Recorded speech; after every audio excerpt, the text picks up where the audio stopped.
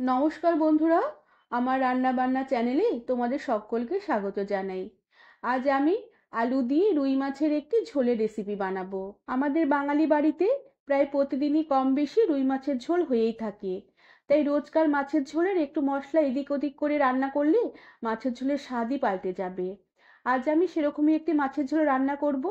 খুবই কম মশলা ব্যবহার করব, কিন্তু মাছের ঝোলের স্বাদ দুর্দান্ত হবে।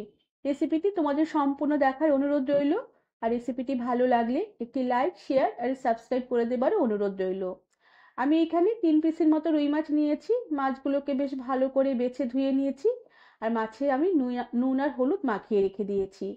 মাছে আমি আলু দেবো, তার জন্য কয়েকটা টুকরো আলু লম্বা করে কেটে নিয়েছি। এবার প্রথমে আমি মাছগুলোকে ভেজে নেব। এর জন্য কড়াতে পরিমাণ মতন তেল বেশ ভালো করে ধোয়াটা গরম করে নিয়েছি। তেল গরম হয়ে উঠলে প্রথমে আমি নুন হলুদ মাখানো মাছগুলোকে কড়াতে দিয়ে দিলাম। এবার মাছের এক পিঠ ভাজা হয়ে আসা অবধি অপেক্ষা করব।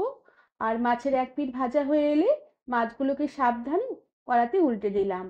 আর এভাবে মাছের দু পিঠ বেশ হালকা লাল করে ভেজে নেবার পরে মাছগুলোকে বেশ ভালো করে কড়া থেকে তেল ছেঁকে উঠিয়ে রেখে দিলাম। এরপরে এই মাছ ভাজার তেলে আমি আলুগুলোকে ভেজে নেব। এর জন্য তেলে আলুগুলোকে দিয়ে দিলাম, সাথে অল্প একটু নুনের ছিটে ছড়িয়ে দিলাম আর অল্প একটু হলুদ গুঁড়ো ছড়িয়ে দিলাম। এবার আলুগুলোকেও তেলে কিছুক্ষণ নেড়ে চেড়ে নেব। আলুও বেশ হালকা লাল লাল হয়ে ভাজা হয়ে এলে আলুগুলোকে কড়া থেকে তেল ছেঁকে উঠিয়ে রেখে দিলাম। এবার শিলপাটাতে মাছের জন্য আমি মশলা বেটে নেব। এর জন্য আমি অল্প করে চামচের আগায় করে অল্প করে সাদা সর্ষে নিলাম। তার সাথে অল্প করে চামচের আগায় করে গোটা জিরে নিয়েছি। সাথে অল্প করেই গোটা ধনে নিলাম। সাথে একটা রসুনের কোয়া নিলাম আর অল্প করে একটু আদা নিলাম। সাথে ঝালের জন্য নিলাম একটা কাঁচা লঙ্কা আর একটা শুকনো লঙ্কা আর অল্প করে একটু টমেটো কুচি নিয়ে নিলাম। এবার সমস্ত মশলাগুলোকে বেশ ভালো করে শিলপাটায় মসৃণ করে বেটে নেব। মশলাগুলোকে বেশ ভালো করে বেটে নেবার পরে মশলাগুলোকে একটা বাটিতে তুলে নিলাম। আর তার সাথে শিলপাটাটা বেশ ভালো করে ধুয়ে নিয়ে সেই জলটাও মশলার বাটিতে আমি তুলে নিলাম। এরপর যে কড়াতে মাছ আর আলু ভেজে নিয়েছিলাম সেই কড়ার তেলেই বাদবাকি রান্নাটা করব। এবার এই তেলে একটু তেজপাতা ছিঁড়ে ফোড়ন দিলাম, সাথে খানিকটা পেঁয়াজ কুচি দিয়ে দিলাম। এবার পেঁয়াজ কুচি কিছুক্ষণ একটু নেড়ে চেড়ে নেব। পেঁয়াজ নরম হয়ে এলে বেটে রাখা মশলাটা দিয়ে দিলাম। সাথে মশলার বাটি ধোয়া সামান্য একটু জল দিয়ে দিলাম। সাথে দিয়ে দিলাম পরিমাণ মতন নুন আর পরিমাণ মতন হলুদ গুঁড়ো। সাথে অল্প করে একটু কাশ্মীরি লঙ্কার গুঁড়ো দিয়ে দিলাম। এতে ঝাল হবে না, কিন্তু তরকারির কালারটা বেশ ভালো আসবে। এবার সমস্ত মশলাগুলোকে বেশ ভালো করে নেড়েচেড়ে কিছুক্ষণ একটু তেলের মধ্যে কষিয়ে নেব। মশলা কিছুক্ষণ নেড়েচেড়ে কষিয়ে নেবার পরে মশলাতে আবারও অল্প করে একটু জল দিয়ে দিলাম। আর জল দিয়ে মশলা আবারও বেশ ভালো করে নেড়েচেড়ে কিছুক্ষণ কষিয়ে নেব, যতক্ষণ এই মশলার বাড়তি জলটুকু শুকিয়ে গিয়ে মশলা থেকে বেশ ভালোভাবে তেল সেপারেট হয়ে আসে। বেশ কিছুক্ষণ মশলা ভালো করে কষিয়ে নিয়েছি। মশলা খুব সুন্দর ভাজা ভাজা হয়ে এসেছে, মশলা থেকে খুব ভালো করে তেল সেপারেট হয়ে এসেছে। এবার ভেজে রাখা আলুগুলোকে মশলা দিয়ে দিলাম। এবার আলু দিয়ে মশলার সাথে আবারও বেশ ভালো করে নেড়েচেড়ে কিছুক্ষণ একটু কষিয়ে নেব। এরপরে গ্যাসের আঁচ কমিয়ে দিয়ে ঢাকা দিয়ে রেখে কিছুক্ষণ রান্না হতে দেব।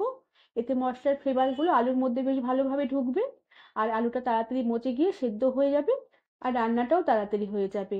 আর যেহেতু ঢাকা দিয়ে মশলা কষিয়ে নিয়েছি, এতে মশলার কালারটাও বেশ সুন্দর আসবে। আর এভাবে মশলা কষাতে কষাতে মশলা থেকে খুব সুন্দরভাবে তেল সেপারেট হয়ে এলে ঝোলের জন্য পরিমাণ মতন গরম জল দিয়ে দিলাম। এবার বেশ ভালো করে ঝোলটা মশলার সাথে আলুর সাথে মিশিয়ে নেব। এরপরে ঝোলটাকে কিছুক্ষণ ফুটিয়ে নেব। আর গ্যাসের আঁচ কম করে দিয়ে ঢাকা দিয়ে রেখে কিছুক্ষণ আমি ঝোল রান্না করে নেব। এতে আলুটা বেশ তাড়াতাড়ি সেদ্ধ হয়ে যাবে কম আঁচে রান্না করার জন্য। কিছুক্ষণ পরে ঢাকনা খুলে দিলাম। আলু খুব সুন্দরভাবে সেদ্ধ হয়ে গেছে। এবার আমি ভাজা মাছগুলোকে ঝোলে দিয়ে দিলাম। আর মাছগুলোকে ঝোলে দিয়ে ঝোলের মধ্যে মাছগুলোকে একটু উল্টে পাল্টে দিলাম। এরপরে উপর থেকে কয়েকটা চেরা কাঁচা লঙ্কা দিয়ে দিলাম আর কয়েক টুকরো স্লাইস করে রাখা টমেটো দিয়ে দিলাম।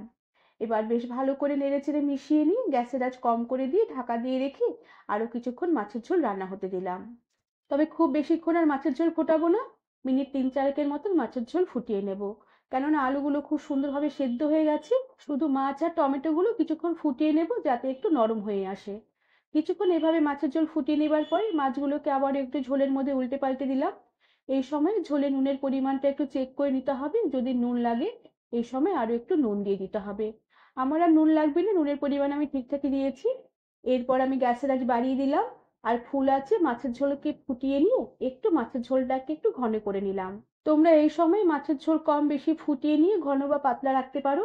মাছ টমেটো খুব সুন্দরভাবে মজে গেছে, আর আলু তো সেদ্ধ হয়ে গেছে, আর মাছের ঝোল থেকে খুব সুন্দর একটা গন্ধ বেরোচ্ছে। এবার আমি গ্যাসের আঁচ বন্ধ করে দিলাম, আর উপর থেকে অল্প করে একটু শাহি গরম মশলার গুঁড়ো ছড়িয়ে দিয়ে বেশ ভালো করে নেড়ে চেড়ে মিশিয়ে নিই।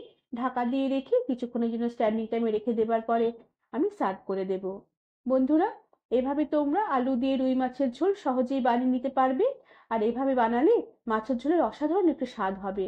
রেসিপিটি আশা করি তোমাদের ভালো লেগেছে, আর ভালো লাগলে একটি লাইক শেয়ার আর সাবস্ক্রাইব করে দেবার অনুরোধ রইল। তার সাথে পাশে থাকা বেল আইকনটি প্রেস করে দেবে, যাতে আমার সব ভিডিও নোটিফিকেশন তোমাদের কাছে পৌঁছে যায়। আজ তাহলে আসি, পরে আবার একটি নতুন রেসিপি নিয়ে দেখা হবে। ধন্যবাদ বন্ধুরা।